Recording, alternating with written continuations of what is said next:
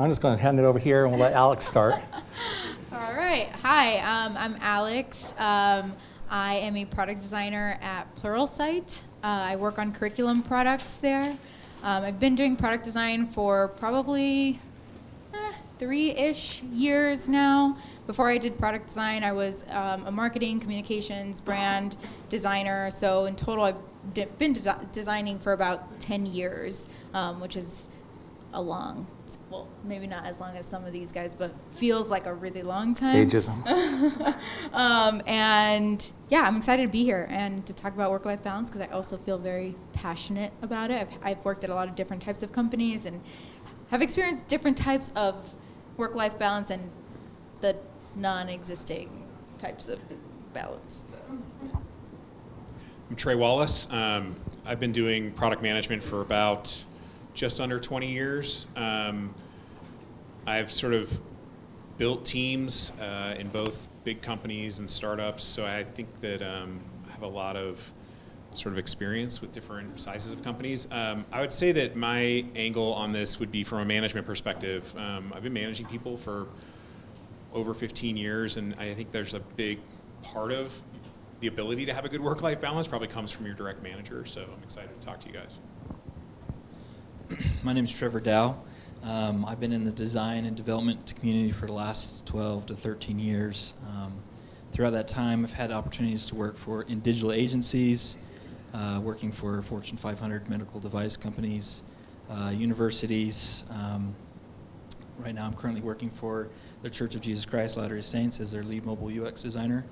And I am also the founder and creator of commoncreatives.com, which is a social working network for designers and developers. I love the industry. I love it's awesome. It's great opportunities. But there are things in there that can get you unbalanced for sure. And I've had that experience in my life. And so when Mike reached out to me asking if I'd be a part of this, I wanted to share hopefully some of the experiences that I've had in there and what I've learned along the way, and hopefully you can have avoid some of the pitfalls that I experienced in it. Hi, my name is Raquel Isley, and I started off in industrial design and switched over to user experience design like 3.5 years ago. So graduated like 5.5 years ago. And I have loved user experience design. Work-life balance, I think we all were talking about a little bit before this, and so we'll have some kind of different perspectives, so this will be good. Great, thank you guys. So myself, Kevin Ernst, I lead product design for Bose Professional. I can't even say Bose, geez. And I look out there, I can see our L1s in the back. Deaf Mountain, we're not sponsoring anybody, they're just here and great speakers. But we're going to talk about work-life balance today, and I'd just like to see a raise of hands of how many designers do we have in the crowd? Okay. Product management? We forgive you. And Dev. Okay. How many people are still going to school here in Dev Mountain? All right.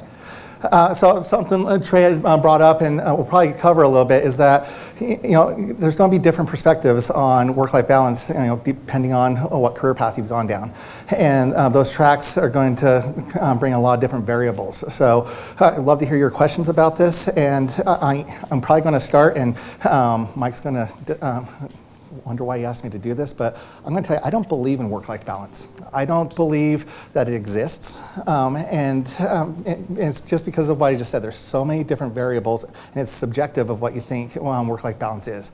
I believe in looking for a quality of life that you want. How can your career help you obtain that quality of life or sustain it and going forward? And because really, work is a part of our life. Hey, you look at how long you stay at work compared to with your family, right? Those people that you work with are going to influence what you do in life. So looking at finding companies that can help you obtain and sustain the quality of life is what I look at. And I'd like to actually open that up just to start and hear everybody else's views of what work-life balance is so we can have a level set and have a better conversation. Okay, cool. Is this thing on? Okay. So for me, while I agree with you, I also disagree at the same time. To me, yes, work is a part of life, right? It's going to be there in some way, shape, or form, no matter what you do, whether you decide to freelance, whether you decide to live in a tiny home in the middle of nowhere. I'm sure you have to like do some sort of work, right? Like tend to your fields or, I don't know, whatever you decide to do for work. And for me, I've been in situations before where, the work wasn't enriching my life. Work was taking over my life. Work in the traditional sense, right? Like an office job. Things were bleeding in. I was expected to respond right away at, crazy hours at night or on a holiday, Thanksgiving Day or Christmas Eve, like times where you should be with your family. And so I do think that there's a balance that needs to be struck. And I think that it's up to you to set those boundaries. And from what I've learned in my life, it's like it's really hard to do that early on in your career. And as you get older, you start to kind of find the edges of where things are okay brushing up against, and where they kind of need to change and flip, and where you can be flexible and where you need to be pretty strict. So. Yeah. No, I think that's great. Nuance. I totally disagree with Kevin. I think that's a fallacy. That's an American fallacy. That there is no work-life balance, and that listen. There's a lie that we've all been told growing up, which is do what you love and you'll never work a day in your life, right? and it's that bullshit that feeds what you're talking about, right? And this is my point, right? What I'm saying is don't worry about doing what you love, right? Do what you're good at and finance what you love. Amen. Right? And so I think that's the difference is, a lot of people try to find passion in work, and I don't think that's the only answer, right? And I think that's anyone who's looking for work-life balance isn't probably doing their number one most passionate thing. I think it's probably a credit to you, Kevin, that you feel that way. It probably means you have an awesome job and love what you do. And I don't think that's bad, right? But I think people that are interested in that, not everyone gets that opportunity, right? Not everyone is able to wake up every single day and just be like, man, I love what I do, right? And I can't wait to get into work. And I think even then, you're probably feeding me a line if it's literally every day, right? Like everyone wants to phone it in every once in a while, right? So anyways, that's how I look at it, but good way to start it off.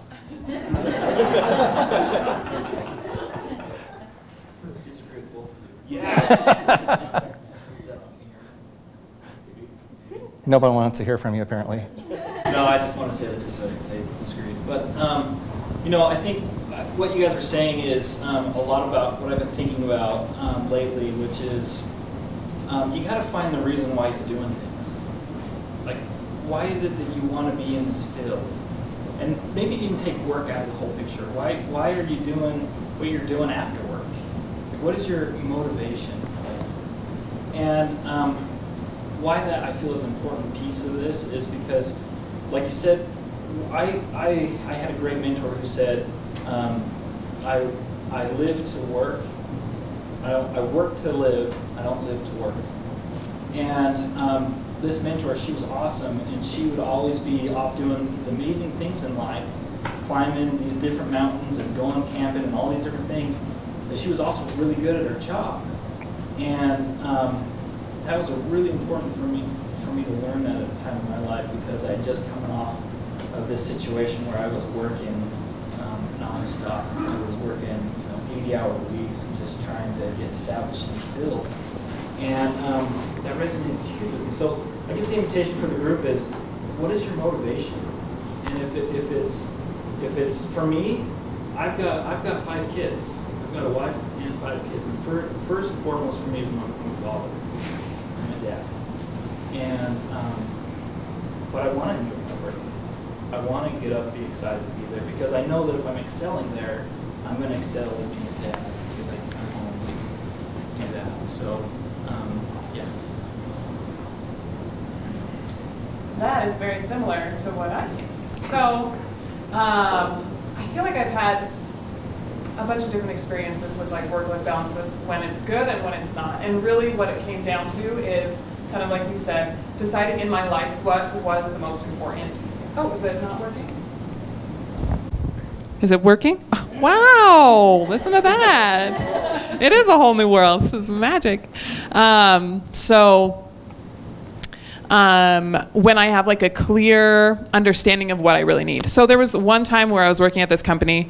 This was when I was actually doing industrial design. So I was designing jewelry, and I was not happy. And I'm like, I am going home and doing other creative projects because I'm not getting this creative itch like satisfied at work, which is weird because I was in a design field making stuff. So like from that, I realized, okay, in my work, I need to be able to do this type of creative practice, right? So for me, my life wasn't in balance because I wasn't getting something that I really craved. So it's so important, I think, to kind of step back and to recognize in your life, what do you need to feel in balance? It's different for every single person. And so I think if you take the time to recognize what it takes for your balance, then you can actually create that. Perfect. So I'm going to ask one more question, then we're going to kind of turn it out to the audience, see if they have other questions for you. But when we talk about work-life balance and you're trying to find those balances, who's responsible for that work-life balance? Is it you or is it your employer? I feel very strongly that it is you. I think working for a good company that takes care of its employees and that your values align with the company's values, like that's something to look for when you are interviewing, and you know, employers are interviewing you, but you are very much also interviewing employers. And like if your values align, then there shouldn't be a difference in, you know, oh, this is how I see my work-life balance and this is how you see my work-life balance. Again, this is something I've learned over time is setting those boundaries for myself and being like, no, I have to leave at a certain time, or, you know, I have to go to this doctor's appointment, and yeah, there's a conflict, but, you know, this is my life and this is more important. And so it took a while to gain the confidence to say that and to be able to communicate that to a leader, a manager. But ultimately, you know, I think you set your own boundaries, and I think if you respect your boundaries, I think other people will learn to also respect those boundaries that you set for yourself. Yeah, I think if you're looking for the company to do that for you, you're not going to find it. That being said, I think like what Alex said is it's a two-way street, right? And I also don't think you'll be successful just setting those boundaries and not communicating those to your manager or having an expectation of your company to honor them, right? So I think it definitely starts with you, but there are companies, and more importantly, it's not even companies, there are managers that are going to be better at doing that with you than other managers. If you work for a crappy manager, it doesn't matter, right? That manager is going to suck and you're going to have a bad time, right? But if you have a good manager, chances are that's going to be a good conversation, and you know, you're both going to get along and you're both going to have a great relationship, and you'll find that balance. I just want to add too, because you said that point about communication is so true, and something that I have found really helpful with a lot of my managers is setting expectations really early on, or resetting expectations and re-evaluating what those expectations are. And those conversations tend to be, if you have a good manager, they tend to be welcomed with open arms. Right. You know, your one-on-ones are there, and your manager wants you to come to them with concerns or issues, so that they can help you. And so I've always been able to, again, set expectations early on with a manager or reset expectations depending on life things happening. Like I just had a baby, I had a baby like 8 months ago. So I had to reset expectations. I had to say, hey, I have to work from home a couple of days. I'm the one that has to be home by a certain time to relieve, our childcare provider. Like we have to kind of work together to find something that works. And so I think resetting those expectations and having a good communication with your managers is definitely key. Perfect. So I just want to add that if you're working in an environment where you're the employee, you have a whole lot more weight in this than you realize. And that, and sometimes, like for me, I tend to think I don't want to come across as like not a team player, and I don't want to come across as somebody that's not going to be there for the team. And I think all of us are going through those things when you say, I've got to do this, right? Or I've got this family thing. And I think the first part, and what you guys are saying, it's okay to say those things. It's okay. Where it doesn't become okay is if that becomes an exception to the rule. If this is like all the time, then you got to put yourself in the shoes of the employer, and it's like, hey, Jason's out like every Tuesday at 2:00. What's going on? That's where I think it gets a little shady. But my mantra in all of this is, like, if I'm going to be applying to a place, first and foremost, I look for a terminology of working with people and not working for people. Mm-hmm. And that's a small word change, but it means the world and how you're treated as an equal in the organization. And it comes down to this very topic itself. When you're working with somebody, it's not unrealistic to be like, hey, I've got this thing going on. My kid just got stitches. I got to step out to get him to the whatever. And so it just changes the dynamics a lot. And I think, so again, you have a lot of weight in this, in that when you're interviewing and talking with those things with your manager, like, it's okay to bring those things up. It's okay to say that I've got this. Because in reality, they do too. Like, they have the exact same battle going on. They want to have an awesome life.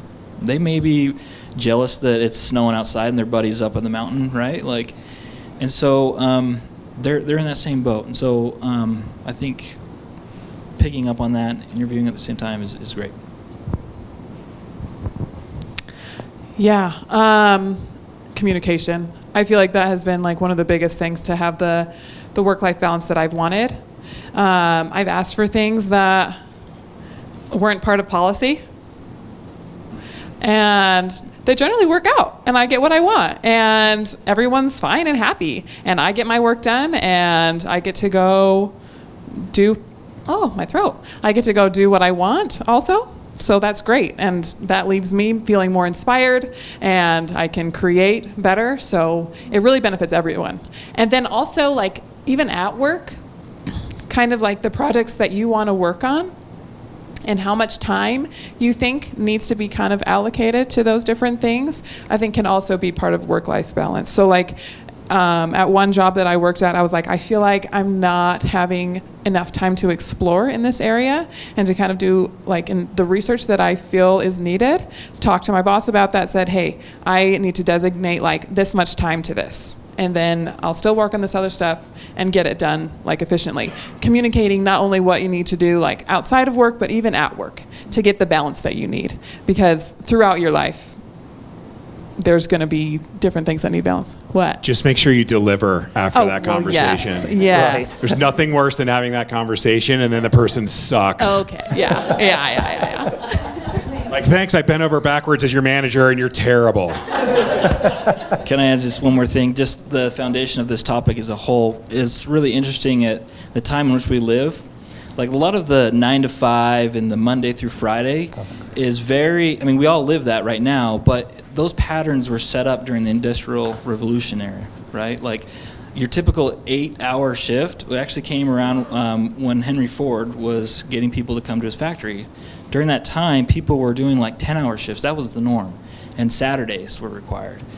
And there were a lot of business reasons why he did it, was because he figured out that if he got an 8-hour shift in, you could have his factory run at 3 shifts continually. He never had to shut down his factory. Now you go to the people and say, hey, you don't have to work 10 hours for me, you can work 8 hours, plus I'll give you a lot more money to be here. Then he's getting people coming in. the point in all of this is that those models and we're working today, you're starting to see that break down a little bit because of the digital revolution that we're in. We're now possessing skills that you don't have to be in a factory. You don't have to be there putting the machine together. You can be at your home, or you can be, in a cabin that's got Wi-Fi and doing your work.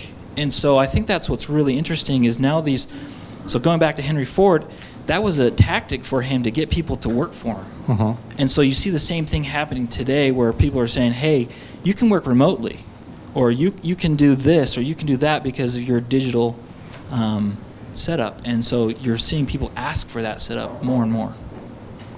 Perfect. So I would like to open up to the audience now and see if you guys have any questions. Yes, here in the back. Yeah, do you have any tips or tricks, time management skills, anything that's worked for you throughout your career that you've been able to utilize so you can actually over-deliver or do a great job while not sacrificing that quality of life? Okay, so for those on video, we're asking if there's any tips or tricks of how to enhance quality of life. So I want to make sure you have that correct. Yeah, how to manage work life. Manage your work life. Like, so you can actually over-deliver and exceed your cost expectations without sacrificing your quality of life. Perfect. So one skill that I would encourage everyone to brush up on is project management skills and not relying on a PM or a project manager to do it for you. Pick up on project management skills, ask questions in meetings, try to get as much as you can. I'm a designer, so I think with this kind of like creative hat on where I'm like, okay, you're telling me you need this. It's really vague and fuzzy. I don't have the time to go figure it out. I need to do as much as I can to like really iron everything out. And with time, you'll get more and more realistic about how long it's going to take you to do something. Because at first you're like, I can do that in an hour. And then it's 8 o'clock at night, 9 o'clock at night, and you're like, oh my God, why am I still here? Why am I doing this? Why did I do this to myself? And it's true. It's like I did it to myself. I told them that it would take me an hour, and it's clearly taken me 4. So you start to learn to be realistic about your time. And I think that's another good point is be realistic about your time and be okay with being realistic about your time to other people and telling other people, no, this is something that's going to take 4 hours. I can't do this today, or this is going to take me 2 weeks. A month timeline is crazy. And I don't think anyone's going to think lesser of you. I think it's better if you can realistically set those timelines, scope out your own work, and work with your PM or your project manager, whoever is kind of like setting the tone for the project. Don't leave that on other people. So that's one thing is, get yourself like Notion, Asana, my plug for Asana, like Asana. Get yourself organized so that you can map out your day, plan out your day, look at your calendar. I like to block out chunks in my calendar. Working at a big company, people are really greedy with time, and they're like, I want you for a meeting, and I want you for a meeting here, and I want you for a meeting here. And then 8 hours goes by, and you've been in meetings all day, and you're like, oh, now I have to sit down and design at like 4 o'clock in the afternoon. I can't do that anymore. So I have very strict like big blocks of time that I'm like, it says like, do not schedule, ask before scheduling. And usually people respect that, and they'll, send me a Slack and say, hey, I know you have a block. Like, is it okay if I take a 30-minute window? It's the only time that was available. And I'll, sometimes if I'm being nice, I'll be like, fine, I guess. So that, and then I have like internet, social media, ADHD, so Pomodoro techniques. Yes. Set a timer, do 30 minutes of work, 25 minutes of work, take a 5-minute break, and kind of run through cycles of that because my brain starts wandering. So that's my fun design tip. I love that part. Like, that works really well, I think, for me also. One other little thing that I've seen is like, I can't be too perfectionistic right off the bat. Like, I just need to get something out, like, okay, this is what I'm shooting for, this is what I'm imagining, kind of run it by people earlier on, really quick, before getting too much into the nitty-gritty. So kind of also understanding yourself and how you work. I love the little details, so I can't let myself get too into the details before the time comes. So recognize how you work and and figure out ways to kind of make sure you don't get in the rabbit holes of your mind. Right. Just to add to that, I think is just setting boundaries, and that's with your home and also with your work, right? Like, as I mentioned, I've got 5 kids and I'm married, and when it's time for me to be home, I'm at home, right? Like, I put my phone away, and if there's emails that come in, unless it's really, really urgent, I have like a boundary set up with my work. If it's really, really urgent, give me a call and I'll address it. Other than that, I don't even look at my email or even text or even Slack, right? Like, I just set boundaries, and that's a lot what you're talking about. And that's a skill that I learned really early on, especially as you mature into your career. There's an interesting thing that happens in that you become an expert at it because you're really passionate about it. Well, what happens is when you get into these organizations, they need experts to help them make good decisions. And so what happens is you get pulled into all these meetings, and now all of a sudden you're talking in all these meetings about the directions they should be going, and your strategic planning around those areas is great. But then you start realizing, like, hey, I just got to get out of this meeting so we can go do what I've been talking about doing. And so that's where I think that your point is making is really important, is that be really good with a calendar, saying, this is my time to work. If it's not urgent, then let's talk about it on Wednesday when we have a standing meeting, right? Also, when you start managing people, too, that's a really good thing. If you have, like, one-on-one times that are set up, like, set up a one-on-one time with people that's going to happen at a regular affordance. Every Tuesday at 9 o'clock, this is your time for you and me to chat. We'll talk about whatever you want to do.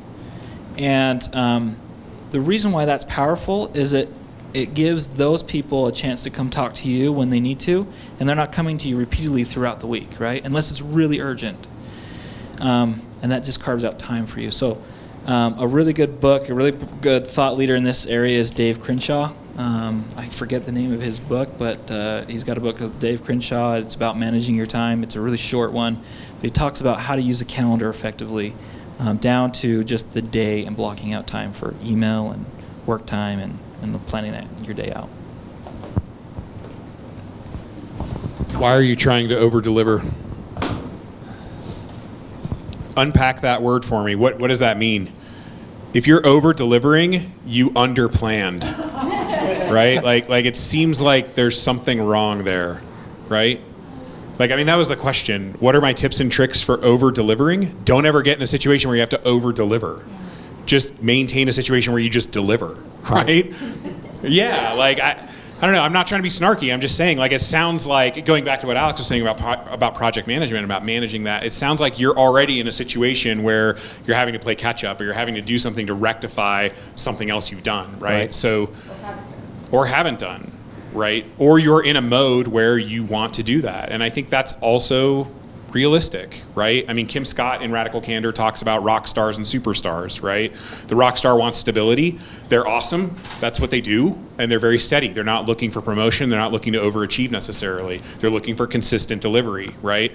The superstar is absolutely looking for promotion. They want upward trajectory, period. These are both sound trajectory models that all of us go through all the time, right? You can pick different phases of life. You know, we've talked about when you're first starting out in a career, you're probably going to be more of a superstar. You're trying to establish yourself. You're trying to establish credibility. You're trying to establish skill, and you're willing to put in that time to over-deliver in that situation in order to get that stuff, right? As you get more experienced, as you become more of a thought leader and more of an expert in your particular field, you don't necessarily have to do that anymore. Now you go into side things. Now you have kids. Now you want to write a book. Now you go do whatever, right? You're going to train to climb Mount Everest. Whatever it is, right? You can become that rock star now, right? You're reliable. You're looking for stability. You're looking for a good job. You still want to be awesome, right? You're not necessarily freaking out about the upward trajectory. Right. And before taking the next question, just to add on to that, for those who work in an agile environment, agile is supposed to be a contract between you and your employer that you're going to get this much work done. Don't go beyond that. right? Because you're actually hurting your team. And don't worry about if you miss at that time, because you're going to get better at your planning, like Trey is talking about, right? And Alex mentioned project management. It's really important to understand Agile is there to protect you, but in the same sense, you have to be good at project management and get better along the way as you do that. Do you have any other questions inside the audience out here? Yes? So I'm working as a freelancer. I just graduated UVU, but I've been working like a year and a half, and it's just been like a hustle. Like last fall, I had like 2 clients and a company I've been contracted for like a year, and then like this whole last semester, I had 10 tasks on my timer app every day, 10 things on my plate, and I was just like, how do you like? I've done like reading stuff like on Medium or whatever on like you're talking about setting boundaries, separate space, like other things I've seen is like I've worked from home, right? So like you should have a designated space, and just how my house is set up, or it's like a weird little house. It's my desk that I also play at because I'm a gamer, right? So I use my laptop for work, and I have my PC for fun. And I do all these weird little things to just separate it, even using like a different mouse or whatever. And like I try to eliminate distractions, but how do you get out of the hustle? Like, because I'm probably gonna, like, realistically, you kind of have to freelance for a while. Like a lot of places, you gotta have 3 years or they don't care. Maybe that's not always true, but like if I'm gonna be doing, like, I'm moving next week to Colorado into like a real house to rent, and so I'll have my own office. So that's gonna help. But like, other than those kind of things, how do I just get out of this hustle and just clock in, clock out, and be done? Because I think school being done, it helps a ton. It's like a big ball and chain that's like gone. So for the video, the question is, how do we get out of that hustle and bustle of separating your work life and your regular life when you're working from home? As a freelancer. So I have a question for you. Yeah. Is it kind of like an hourly thing? Like, do you think you're just spending too much, or do you think you're spending too many hours of your day working? Like, No, is that? The problem is, it's just been, I'm in like total burnout phase right now. Burnout, And okay. it's like, I don't have time to, like, luckily my wife is getting a salary position, so I'm not the breadwinner right now. But like, So it's just like, I don't know, like I don't have enough time to dedicate to work is the problem, because of all this moving and all that stuff. got it. And Okay. when I do, it's like, I just want to get 6 hours a day so I can get paid and like make a living. And how do I get back to that kind of, it's just a weird problem, I realize. But So like, is it like you're trying to find focus? no, or- I've got like, I don't have any notifications. Yeah. Like I don't have Facebook on my phone. Like it's just more of, I guess maybe it's finding focus. Finding but it's focus. like, how to just make it so it's just, like, because I've already set boundaries with my employer, like with one of them at least. The other one, sometimes I'm answering a text at 10 o'clock at night because that's what I've been doing the last year, Like, So I'm gonna share a story with you real quick. When I lived in New York for about 5 years. I felt like I was in the New York rat race. I was like, I'm gonna move to California. I'm gonna move to San Francisco. I'm gonna freelance. I'm gonna do yoga on Friday afternoons and take Fridays off and, walk my dog all the time and go for coffee and walks. And I had this like very dreamy California dream that I thought was gonna happen. I had a contract position with my employer in New York. So I was working East Coast hours from about 7:30 in the morning to about 2:33 in the afternoon. And I also had freelance work, because I was like, what if my contract position is up? I'm not going to have money to live and feed myself, and I'm going to be broke. And the most expensive, I moved to the most expensive city in the United States to freelance. Like, that doesn't make any sense. And so I also had a million things going on. So I had my contract gig that was pretty much full-time, Monday through Thursday, again, because I thought I was going to take Fridays off and not work on Fridays. That did not happen. And I had a lot of distractions because even during the day when I was supposed to be full-time on my contract gig, I was hustling. I was trying to find my next thing and, trying to make sure I had money coming in. And my brain was scattered, and I ended up working from 7:30 in the morning until like 8:30, 9 o'clock at night. And I didn't know when to unplug and stop working, and I had an office and all the things that they tell you to do, and so I think like my only advice is, or at least what worked for me, was learning to turn things down. Like something has to give, right? Like in a 7:30 a.m. to 9:30 at night work day, like that's not sustainable for very long. Like you hit a burnout phase where you're like, I'm tired. Yeah, I'm tired. My under eye bags are like down to here. You feel frazzled all the time. Your weekends, I'd get like the Sunday scaries, and I'd start, working on Sunday afternoon to try to like offset what Monday was gonna feel like. And so I was bad at saying no because I was afraid of not having money. And so what I'm telling you, or what I'm suggesting is if you can afford to say no to something, whether it's like a hobby and for work, if that's what's going to make you happy, or a project that maybe like isn't worth it, try to maybe prioritize the projects that you do have and say, these two are really important and they're going to give me great portfolio pieces and I find a lot of value in them. I'm going to have to let some of this other stuff go. Like try to start pruning your to-dos and into a more realistic work schedule, because you're gonna constantly be running up against this like, I don't have any time, how am I supposed to juggle all of this stuff? So can I just add to that? Yeah. So in your situation, and for those who are freelancing, the big advice I could give you is you got to look at it as a real business, right? Like think about it. A real business has operation hours, and they're very clear about when they are, right? Like, if I'm going to go to Home Depot at 11, it's not open 24 hours, is it? No. All right. Scratch that of a bad example. Let's Only say in Home Atlanta. Depot closes at 10, right? And they post that on their door. They post it on their website all over the place. And that's great for them because it creates the urgency within that business hour. Now, what's tricky is freelancers, sometimes you're afraid to do that because you think, if I do that, then I'm going to lose the bid, or I'm going to lose the work, or I'm going to sour the relationship. My experience, the opposite is true, and that you can say, you know what, I do, and be clear with your clients. I do business through these days, Monday through Friday. You can reach me through these communication channels. Outside of that, you can leave me a message, and I'll get back with you the next day I'm open for business. And that's how you curate great clients. Now, there are still going to be jerks who try to take advantage of you, but you still, like Home Depot, can say, I'm not selling any fertilizer right now, man. So you just look at yourself as a legitimate business, and you'll find that will give you the rest that you need, and it'll be healthy for you. Thanks. Great. So you actually mentioned something I'd like to talk about and ask you guys about is burnout.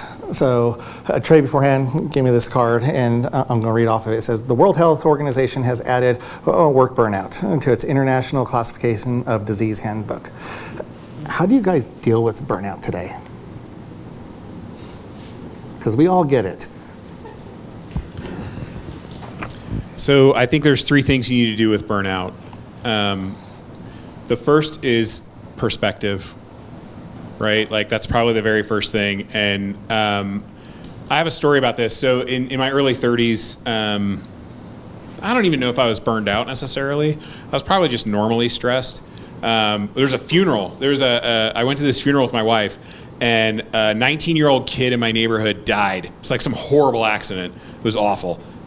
Some car accident. He was like alone, got impaled by something. It was terrible. So I go to this viewing, and it's one of those viewings that's in a church, and you're sort of like weaving in and out all the rooms and the hallways and stuff. And it's just me, and I'm standing there with my wife, and you're quiet, and you just have to like stand there and be miserable. And as I'm walking through, there's these pictures of this kid all throughout his life, right? And I tell this to almost every employee that I have, every person I manage, because everybody struggles with this. And And I just said, look, as I'm walking through this line, it was like a Wednesday or something, right? Like the middle of the work week, and I'm walking through this line, and I'm looking at all these pictures, and it's like, the kid was like into wrestling in high school, and so there's like a picture of him with like a singlet on, like wrestling. There's like that funny picture of the fish he caught with his dad or whatever, right? Listen, I'm just trying to liven it up, guys. I mean, come on. So as I'm looking at that, I realized like, this is, what are my pictures going to be? Right. Right? Like this is something we're all going to deal with. All of us will die, right? And what will your pictures be? And here's the thing. It's not going to be the stupid PowerPoint presentation you've been working on for the last week, right? Like, it's not. And like, that's what I realized. I was like, wait a minute. Like, everything I care about right now that I am obsessed with means nothing, right? And so I always do this exercise with people where I'm like, think about what you were doing 2 years ago. What was the biggest project you were doing in 2017? Think about that right now. Do you give two shits about that product right now? No, you don't. Right? So perspective is important. If you're burning out, like you have to get this perspective and realize like, wait a second, why am I doing this? Yep. Right? Like, why am I doing this to myself? Was it poor planning? Am I not charging enough? There's a lot of ways to think about it, but I think perspective is the first one. The second one is what we've already talked about, which is organization, right? You got to get organized. You know what I mean? If you're not controlling your hours, if you're not controlling your time, if you're just staying as long as you want, like there's a lot of people that are pleasers, right? There's nothing wrong with that. But if you're a pleaser and you have a hard time saying no, you got to get a handle on that, man. Like you can't go through life just saying yes to everybody, right? And that's going to burn you out quick, right? Like another story, sorry I'm going to dominate guys, but I have another story that there's a great guy that I worked with very early in my career. When I was first a manager, I worked with these analysts, and there's this one guy named Dave who was an awesome analyst, like the best. And the problem is he never self-regulated himself. So he would always take on things, right? And then what would happen is, I'm always like, man, that guy Dave's awesome. He's the best. You can just give him anything, right? And so I'd load him up, and then Dave would like wig out one day, right? Like about every other month, Dave would just like have a complete meltdown, right? And just like end up screaming at somebody at work or whatever. I'm like, whoa, Dave, what's going on? And I have to like take him aside and have a big HR conversation with him. But I realized that it's because he doesn't self-regulate. And so he would sort of take on more and more and more projects, and then he would just sort of crumble under it, right? And like the dumbest thing would set him off. And so I had to start proactively asking him as his manager to say, now are you just saying yes to this project because you're excited and you're a cool guy and you like doing that? Or do you actually have time to do this, right? And once I positioned it in a different way, he would say, I don't have time to do this. I would love to do it, but I don't. And so that's the second thing, is learn how to organize. The third thing is communication, right? So again, we've talked about this a little bit. There are probably two really important people you need to communicate. The first is if you have one, a significant other, if not, best friend, right? Those are the people that are going to pull you out of a self-destructive cycle, no matter what it is. And I think that's what the World Health Organization is saying, is this is a self-destructive cycle. It is a legitimate mental health issue, right? And like anything, like addiction or anything else, you're not going to be able to do this on your own, chances are, right? So talk to a BFF or a significant other. The other person you need to talk to is your manager, right? If your manager sucks, quit your job, right? Like that's just the only answer to that, right? Like you're not... I can say this all I want, like try to manage your manager, and I say it all the time to people I manage, like please manage me. But if your manager sucks, you need to get out of that, yep. Right? And find the confidence to get out of that and find a manager that's good. But it needs to be communication with that manager and say, look, I'm burnt out. And it doesn't have to be work related, right? I'm building a house. God knows how many divorces that causes. Whatever. I'm having a baby. I have a child with special needs. Like whatever it is, right? Like real life happens, right? And you need to have that conversation. So those are the three things I would look at. The first is find perspective in yourself and inner peace and whatever that is. But have that perspective. This is a job, man. Like seriously, there's a billion of them, and people change their jobs all the time. Right? And so don't get sucked into this loyalty trap, right? It's a job, and maybe it means you're ready to change, or maybe it just means you need to just relax and realize it's just a job. It's there to pay the bills. The other question I ask everybody that I think every one of you should ask is, would you be doing this? Would you be coming into this place, doing this job every single day if you were independently wealthy? If I took your paycheck you're making right now and I said, I'm going to double it, I'm going to pay you that for the rest of your life, would you come into work every day? Most people would not. Weirdos say yes, right? So I'm joking, but it is, if you do love your job, great, that's awesome. But chances are you probably wouldn't be going in 9 to 5 every day or doing the work for the clients every day if you already had all the money. Right? So that's another perspective trick, right? Like so get perspective, get organized, right? Like figure that out. Asana is great. Notion is awesome. I'm addicted to both of those right now, and I'm not even a designer, right? So I love that stuff. So I would say get organized, draw those boundaries we're talking about, and then the third thing is communicate.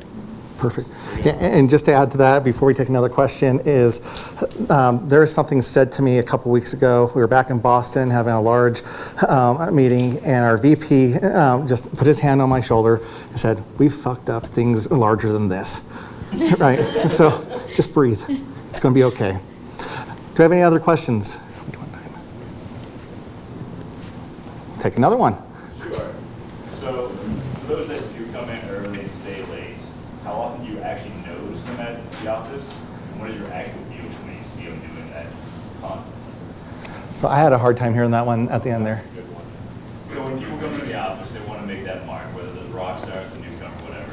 They come in early, always first in, last out. You always see them there. What's your actual view of that person? You see them?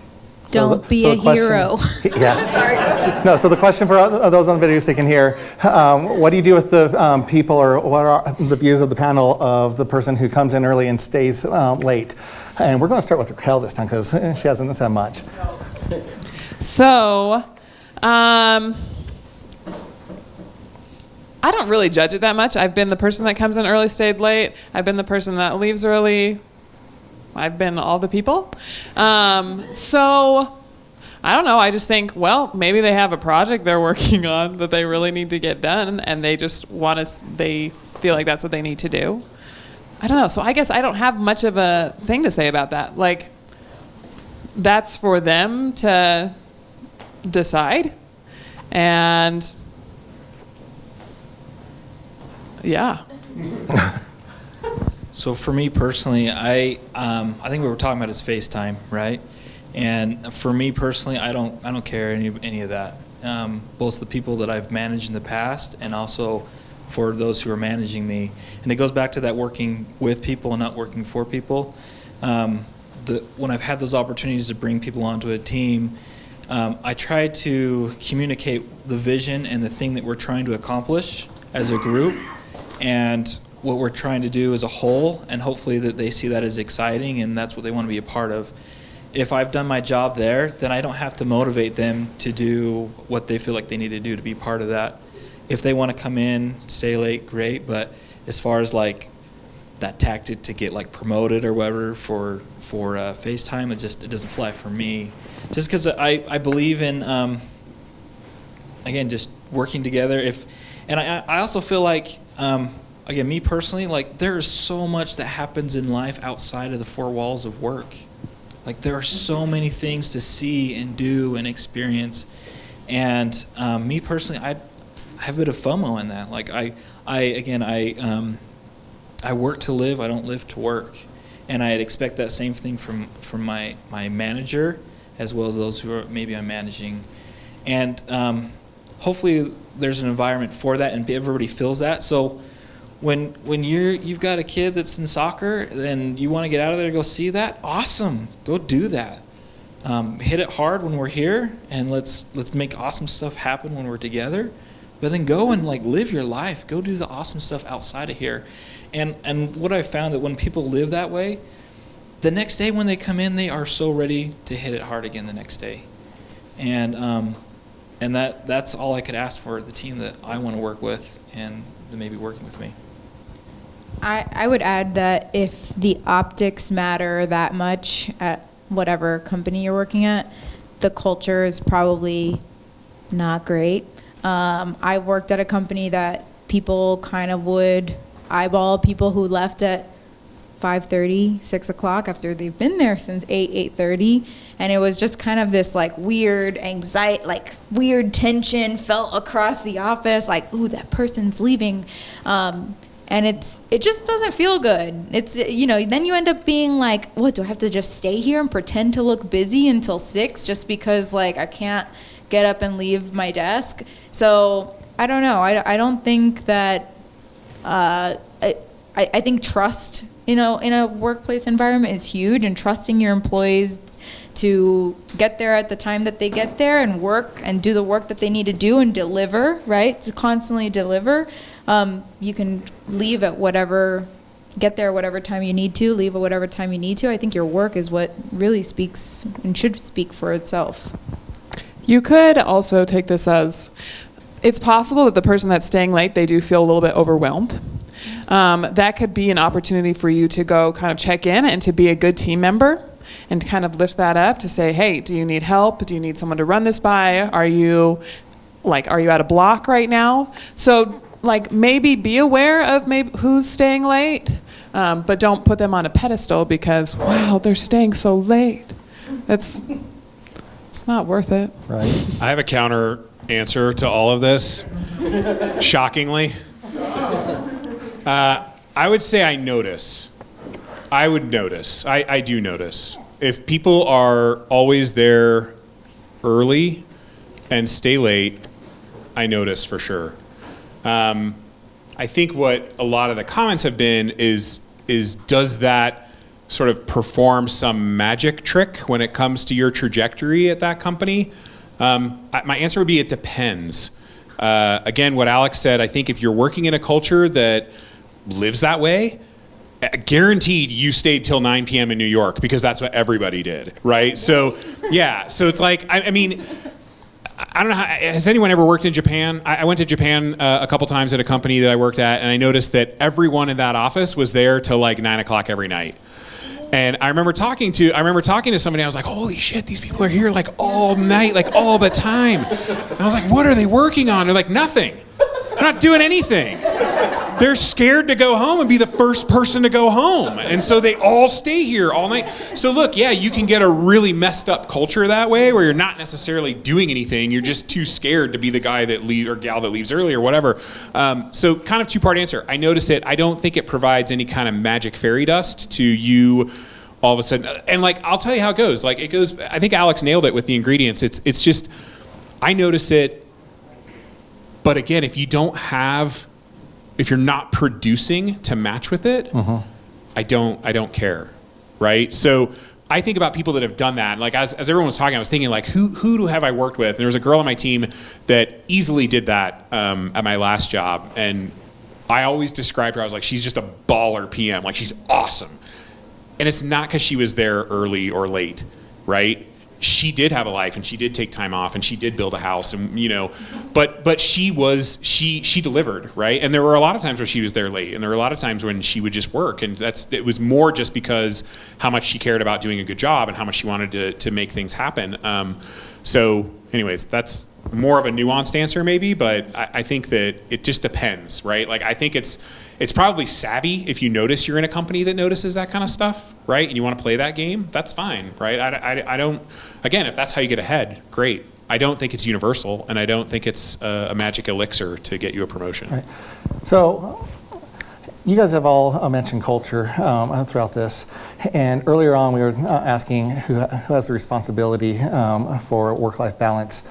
How much of that culture plays into work-life balance, and along with that, what are some good examples of a toxic culture versus a good culture that promotes work-life balance?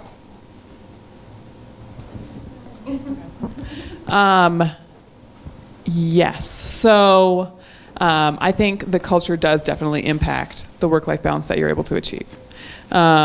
Like we were saying, so you were talking about Japan, how people weren't leaving till later. Yes, I've worked places like that where it's like, okay, no one has left yet. This feels awkward. I'm leaving. And kind of people sometimes look at you as you walk out. It's like, bye. And it feels weird. But so I do think it's definitely important to, kind of like what we were talking about earlier, figure out what kind of hours you want, interview the companies to see if they have the kind of culture that you are wanting. So that's an important thing. I think that's a good thing, especially for those in school right now, is that it's just as important to go interview the company that you want to work for as much as it is for them to interview you. So just to add to that, So I see interviewing kind of like speed dating, right? Where it's like it's a chance for you to get a feel of who they are and they get a feel who you are. And I mean, obviously, by the time you hit an interview, they've already looked at your portfolio, they've already looked at your past, so they've already got past all that information about you. They just want to see if you jive, right? You jive with the culture and how you fit in with the team. And so take that a cue for you too. Like if you feel really uncomfortable in that interview, like good chance that if you took that job, you'd feel that way every day. And for me, like I just wouldn't thrive in that. And so so when it comes to like work-life balance, like it's okay to ask those questions in the interview. Be like, hey, tell me what it's like around here at 5:30, and you know ask those questions. Like, is it okay? Like I've got family things that happen, and most likely the person you're interviewing with is going to be your manager, and so it's great to get what they think about that stuff right out of the bat. Because then you set yourself up to know that if this is going to be an ongoing battle or not, and if it is, then think really hard about taking that position. So in those, when you talk about culture, though, what's an example of a good culture and a bad culture? Yeah. So again, for me, I try to find an environment where I just feel natural and I feel like I could be at home, I could be with friends and buddies, everybody's culture is different, right? Some people love the rigid, like, set up, clear defined lines. Some people like it more relaxed. It comes down to how you approach life, I think. And so if you're able to find an organization, a culture that is set that way up, that matches how you feel about things, you're going to exceed a lot more. So yeah, that's me personally. When I'm looking for a place to work, that's an important piece for me. For me, I think it goes back to trust and finding a place that treats you like an adult, like not have to be like, oh, like, can I please like take 30 minutes to go? No. Having a manager and leadership and coworkers that trust you to do the work, that trust you to do it whether you're visiting family on the other side of the country, or if you're working from home because your kid is sick, or you're waiting for a package, I don't know, whatever. Having that like asking questions that poke at the trust in a culture, I think that's been helpful, because I've tried to ask the work-life balance-esque type questions, and it's kind of hard to suss out in an interview, to be totally honest. I've been fooled, and I've been, 3 months in, like, what the fuck did I just walk into? Why am I here till 9 o'clock at night? Why are they calling me on Christmas? Like, I don't want to talk to you on Christmas. Don't talk to me. And so I think those questions can be hard to ask, and I don't have any off the top of my head right now, but you kind of have to like reverse brain ninja your way into figuring out like, how do you actually work? I like to ask a lot of like, how do you stay organized questions. Like, how does your team work? What tools do you use to stay organized? Because for me, if it's a hot mess and there's no organization, and you just like, you're flying by the seat of your pants, that is a recipe for staying late and weekend work. And, poor project management to me is like a snowball effect that just like keeps going and going. So like, they aim at questions at like project management, at like trust, and kind of like weasel your way around these work-life balance questions. You might have to think about it a little bit beforehand. And that might tell you kind of like the culture that a company has, more so than like, do you have work-life balance? Because I guarantee you, if a PM is in front of their boss, they're going to be like, it's great. Yeah. I'm dying inside, like that's real. And I've been in interviews like that, and I as an employee where like my teammates like, it's great, and I'm like, you're a liar. You are a liar. You're a dirty liar. And I've been on the other side where, I ask these questions and I feel duped afterwards, where I found myself in a bad position. So. Yep. So your question was, what is an example of, or what's the difference between a good How much does culture actually contribute to work-life balance, and some examples of a good culture versus a toxic culture? Okay. I I think most people know toxic culture when they see it. We all live it, right? Right? So I think there's been some good advice here. I want to come in. I think the follow-up question that all of you should have are like, how do I carefully and gracefully ask about work-life balance without sounding like a slacker, right? Because it's like, what's your work-life balance like? Because Red Dead Redemption's going to come out, and I'm not coming to work, you know? Like, I think you want to be careful with that kind of approach. So I'll build off of maybe what both Alex and Trevor said. You definitely, I think you can ask about process, right? So each field that we talked about, design, product management, and development, right? So there is a design process. And I think you want to ask, what is your design process? That's a perfectly reasonable question to ask. And get the manager talking about that.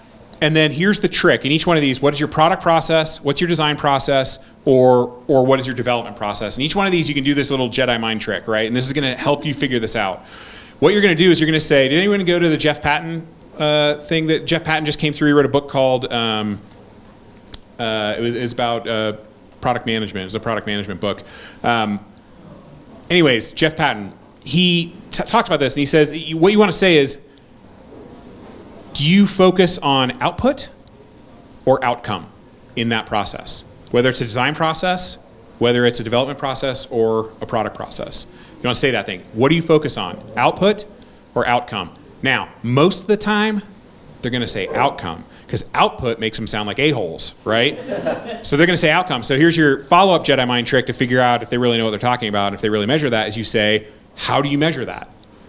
And make them talk about their success metrics, and make them talk about what they're looking for in particular by outcome. That's going to start giving you an indication on whether or not that culture actually cares about what you're actually producing. Because if they do care about what you're actually producing, they will probably understand that you being balanced, that you being rested, that you coming in at the top of your game is going to absolutely increase their outcome, and it has nothing to do with the output, right? So when interviewing somebody, you want to look for somebody like this. I wrote this quote down because it's awesome. Does anyone know who Tinker Hatfield is? Tinker Hatfield designed the Air Jordan, right? If you haven't seen the series Abstract on Netflix, watch it because it's awesome. Tinker has this great quote, and I use it all the time even with PMs. So you should all be creative no matter what you're doing, whether you're a developer or not. We're all solving problems in the end, right? And that requires creativity. He says, when you sit down to design something, it can be anything: a car, a toaster, a house, a tall building, or a shoe. What you draw or what you design is really a culmination of everything that you've seen and done in your life previous to that point. That's the type of manager you want to work for. Someone who gets that. Someone who understands that your time outside of work is actually just as important as your time in work. And that sometimes sending you home or telling you to go decompress is in their best interest, right? So figuring out what that type of person is, and a lot of that is going to come from just understanding them, right? A lot of that is the speed dating thing, where you're just trying to find like what motivates them, right? I hired a head of UX, and the only reason he said he ever worked for me is because I mentioned Iron Giant in the interview. And he just said, look, you know who Brad Bird is, who directed Iron Giant, and you love that movie. I want to work for you. That's it. That's all I needed to hear. So, but I think that's sort of what you want to look for. Great. So I think we have time for just one last question. So we'll take this right back here. So you're talking a lot about culture and what to look for and everything else like that, and how that fits into work-life balance. But what about the bells and whistles that are thrown? The foosball tables, the sabbaticals, are those really kind of bait and switches? It's all bullshit. Okay. Yeah, it's a veneer. I think it is. I mean, it's easy to say that, right? But I think, look, if you're working at a place because they have an awesome foosball table, you really should reconsider your decision-making process, right? Yeah. But that's the thing, is that's the facing, like every job posting. Sure. It's always listed under benefits. And Yeah. all this other kind of stuff. It's just like, really, that's what you're going to hook me with? Yeah. Oh, for sure. I mean, look, part of that is, and I've definitely been a part of that culture, right? Working as an executive in a startup, we had to do that, right? Mostly because you did have people who were looking at it and going, well, either way, I'm writing Ruby on Rails, so I can either work for this place that has Beer Fridays and an awesome foosball table and a ping pong table, or I can go to this other place where I'm a drone in a cubicle farm and it sucks, right? So I think there is an aspect of that. I think that perks have nothing to do with work-life balance. that's my big soapbox moment. Don't ever confuse a no PTO policy as somehow magically contributing to your work-life balance, right? Because I would argue, frankly, if that's an issue for you, you want to go to a place that does have a PTO policy that's protected by law, right? As opposed to a place that has no PTO policy that now it's up to your own terrible sense of guilt and everything else that's gotten you into this burnout in the first place to try and take time off, right? Like, that's a bad recipe. What he said.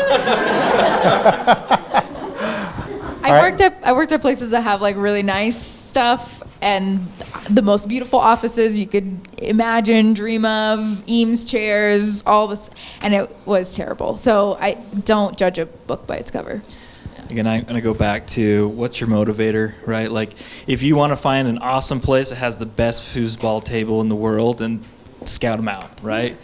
But if it's like, if I want to grow, if I want to become awesome in my field, look for that. Look for that at the place. And if they don't have a foosball table, great, because you're not going to want to have it there. You're going to get what you're really looking for.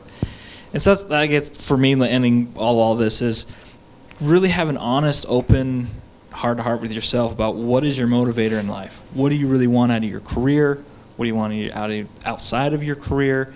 And let that be a guide for you. And if it gets off balance, sometimes it's easy. Like, it's easy to forget why I took this job in the first place. And if you start losing sight of that, and you get the burnout, and you get then you just get to this point where, like, I got to refocus on what I really want next. And that's a good cue for you to say, what do I want next? And am I going to get it here? If not, I got to move on. I got to go find that new foosball table. No more? All right. Well, I'm going to turn it back over to Mike. I really appreciate everybody coming out here. This is a topic that you should keep thinking about. But I'll turn it over to Mike, and if you have any questions, I think we're all available afterwards to talk. So there's one thing that really frustrates me about these Q&A panels, and that's there is never enough time to like keep this energy going. And so first and foremost, I just want to stress that we do encourage in these smaller QAs, and obviously in the bigger, product type events, get to know these individuals, and I would encourage them the same, get to know this community, because this has been an energized, fun discussion. There's a lot of passion, and there's a lot of, opinion that comes out of these Q&A panels. So let's give everyone a round of applause. That was fantastic.